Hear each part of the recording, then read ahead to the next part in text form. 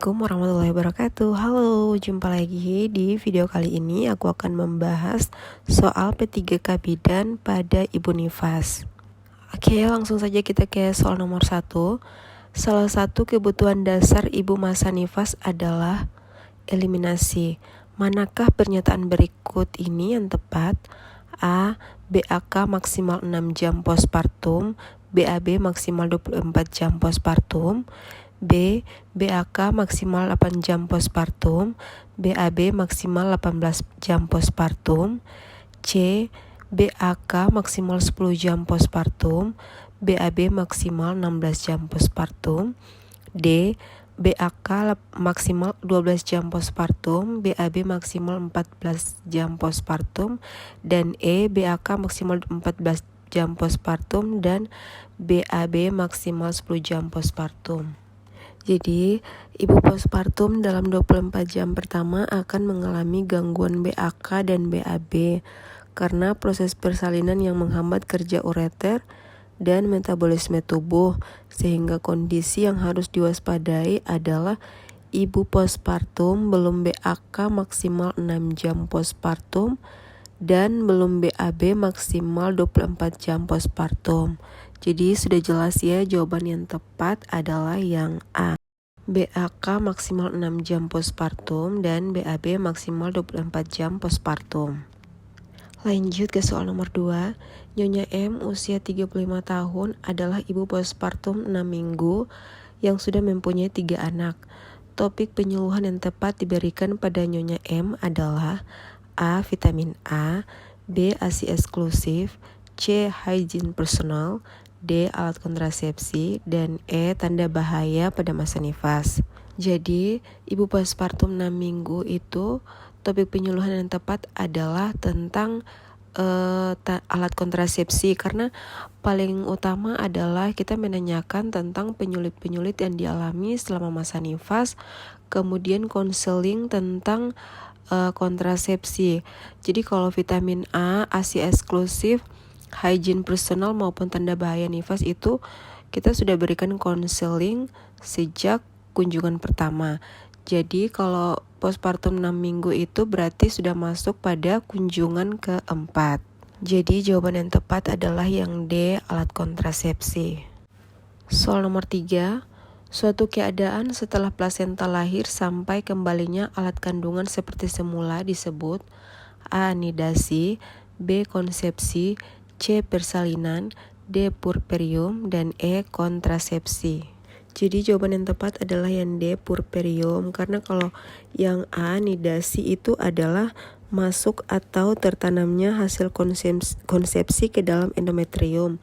Kemudian konsepsi atau pembuahan itu adalah peristiwa bergabungnya sel telur dengan sel sperma yang kemudian berkembang menjadi janin dalam kandungan. Kemudian kalau persalinan itu adalah proses pengeluaran hasil konsepsi atau janin dan uri yang telah cukup bulan atau dapat hidup di luar kandungan melalui jalan lahir atau melalui jalan lain dengan bantuan atau tanpa bantuan. Kemudian kalau yang E, kontrasepsi adalah suatu usaha atau tindakan yang dilakukan untuk mencegah kehamilan. Jadi jawaban yang tepat adalah yang D, puerperium, yaitu suatu keadaan setelah plasenta lahir sampai kembalinya alat kandungan seperti semula. Soal nomor 4. Tahapan masa nifas terbagi dalam A. 2 tahap, B. 3 tahap, C. 4 tahap, D. 5 tahap, dan E. 6 tahap. Jadi tahapan masa nifas itu terbagi dalam 3 tahap ya, yaitu yang pertama puerperium dini, yaitu suatu masa kepulihan yang memungkinkan ibu berdiri dan berjalan-jalan. Kemudian yang kedua puerperium intermedial, yaitu suatu masa kepulihan dari organ-organ reproduksi selama kurang lebih 6 minggu. Dan tahap yang ketiga yaitu remote puerperium, yaitu waktu yang diperlukan untuk pulih dan sehat kembali dalam keadaan sempurna, terutama bila ibu selama hamil atau waktu persalinan mengalami komplikasi. Jadi jawaban yang tepat adalah yang B. Nomor 5. Pemberian ASI awal diberikan pada kunjungan A. Kunjungan awal, B. Kunjungan 1, C. Kunjungan 2, D. Kunjungan 3, dan E. Kunjungan 4. Jadi kalau kunjungan awal ini hampir sama dengan kunjungan pertama ya, tapi lebih tepatnya kayak kunjungan pertama gitu. Jadi kunjungan awalnya tidak ada.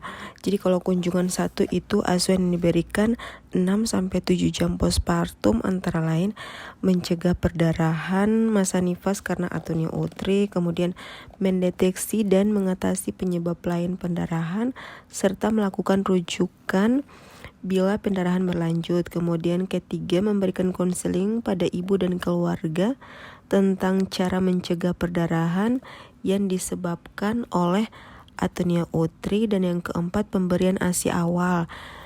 Nah, ini sudah dapat ya jawabannya. Jadi pemberian ASI awal itu diberikan pada kunjungan pertama. Kemudian kita lanjut lagi, kalau nomor yang kelima, mengajarkan cara mempererat hubungan antara ibu dan bayi baru lahir. Kemudian keenam, menjaga bayi tetap sehat melalui pencegahan hipotermi. Ketujuh, setelah bidan melakukan pertolongan persalinan, maka bidan harus menjaga ibu dan bayi 2 jam pertama setelah kelahiran atau sampai keadaan ibu dan bayi baru lahir dalam keadaan baik. Kemudian kalau kunjungan kedua yaitu 6 hari postpartum, yaitu memastikan involusi uterus bekerja normal, kemudian uterus juga berkontraksi dengan baik, tidak ada perdarahan ataupun infeksi, menilai ada atau tidaknya tanda demam, memastikan ibu istirahat yang cukup, memastikan ibu mendapatkan makan bergizi dan cairan yang baik, kemudian memastikan ibu menyusui dengan baik dan benar, dan memberikan konseling tentang perawatan bayi baru lahir. Kemudian kalau kunjungan ketiga yaitu 2 minggu postpartum, sama dengan asuhan yang diberikan pada kunjungan kedua yaitu 6 hari postpartum. Dan kunjungan keempat atau 6 minggu yaitu menanyakan penyulit-penyulit yang dialami selama masa nifas. Kemudian kita memberikan konseling KB secara dini. Jadi sudah jelas jawaban yang tepat adalah yang B, kunjungan pertama. Lanjut soal nomor 6.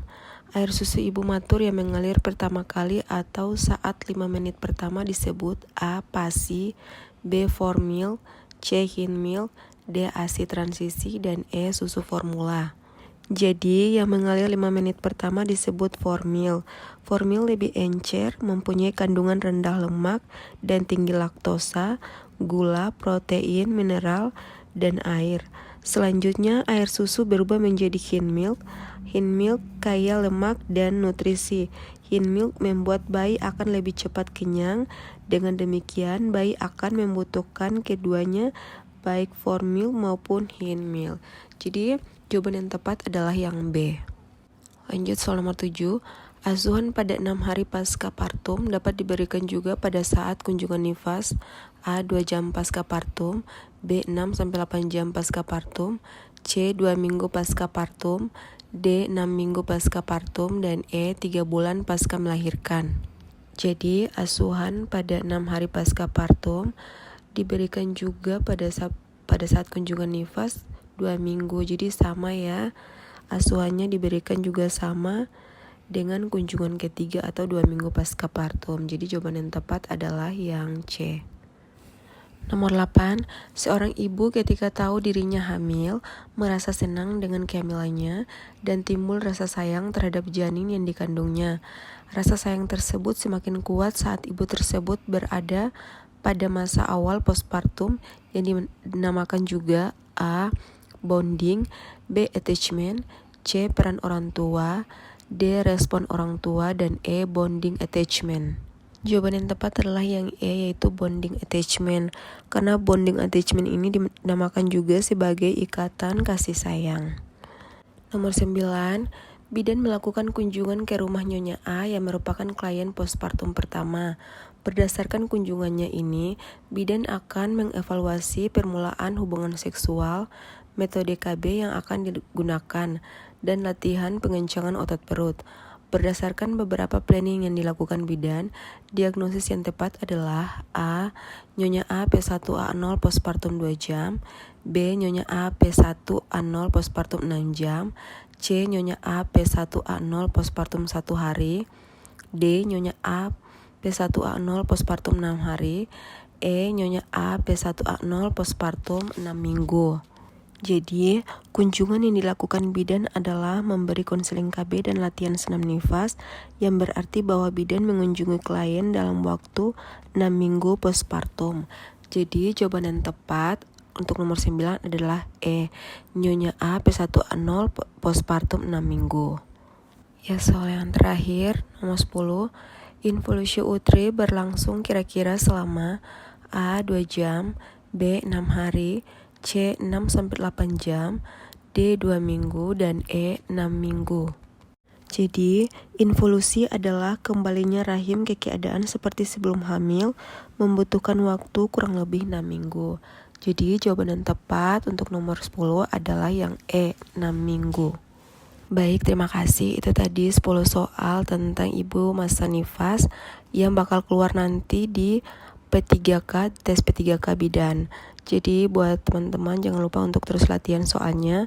Dan yang pastinya jangan lupa untuk subscribe, like, dan komen agar aku tetap semangat untuk buat videonya. Terima kasih, bye-bye.